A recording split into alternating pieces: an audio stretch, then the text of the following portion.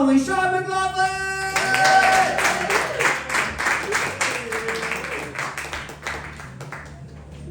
Hello. Everyone enjoying the holiday season? Yeah. It's okay if you're not. It's okay. I really don't care. This time of year, it just always reminds me of my family in Vermont and how we would always just find the perfect gifts for each other in the trash. Thank you. Yes. Just doing my part to help save the planet. You're welcome. I'm kidding! I don't care about the planet. No, trash is my heritage. My family runs a rubbish removal company in northern Vermont. And we are garbage people. And according to Ancestry DNA, I am ethnically white trash. Culturally, though, not religiously. We have a family motto, and that is, one man's trash is another man's secret Santa gift. And the trick is to get the stuck-on eggshells off without ruining the present. But there is a really good bona fide white trash hack for this. It's pretty simple. Maxi pads doused with Diet Mountain Dew will eat through pretty much any organic matter. Voila. It's new to you. You're welcome. Rich people, they throw out the best stuff. And New Yorkers know this. Because in New York, we put our garbage out on the sidewalk for all the world to see. And I have to say, I feel like a very large percentage of New York City residents are honorary garbage people. Because where else in the world will you see an upper middle class couple standing next to a pile of garbage bags and discarded furniture, just contemplating whether they're going to fight that 10-pound rat for that West Elm leather love seat that he's decided to make his new home. Who wouldn't suffer just a tiny case of rabies for that perfect accent piece that just puts the whole room together? New York City garbage people, I see you. And you are disgusting. When I was younger, I was actually really embarrassed about it. It's not the most glamorous of jobs to have for your family. But I was never picked on for it. And I'm a prime target, I'm a gay kid. A poor family. I had a bowl haircut. And your family collected your waste. That is lazy bullying.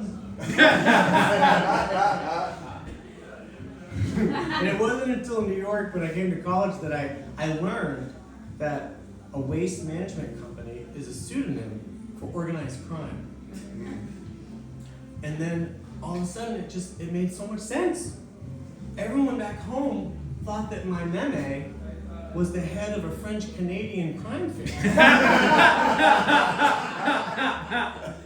I have not corrected it. I'm going to tell you something. It's better to be feared than respected. I don't think there's a whole lot of organized crime in Vermont. I really don't. They're too nice. They're like practically Canadian. I mean, what is the Maple Mafia gonna do?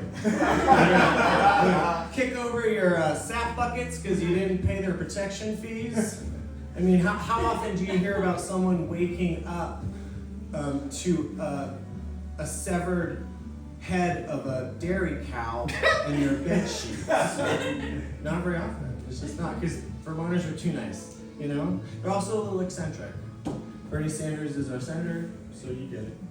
My small town high school is also eccentric. Not like Liberace teaching driver's ed eccentric, but like the teachers actually wanting to instill empathy and their students. Eccentric. You get it. You get it. Give you an example. We had a gay straight alliance in the 90s. None of us actual homos were out at the time. So it wasn't so much an alliance as it was just a bi-weekly meeting where you could discuss the words you can and cannot say in mixed company. And I just really felt bad for the teacher who had to run that meeting. I mean, can you imagine it? It's like just picture it. All right, kids, today's meeting, we're gonna talk about some vocabulary. Butch. I don't know, it's a little dicey.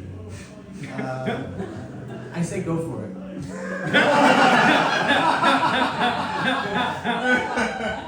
Dyke. That's a tough one.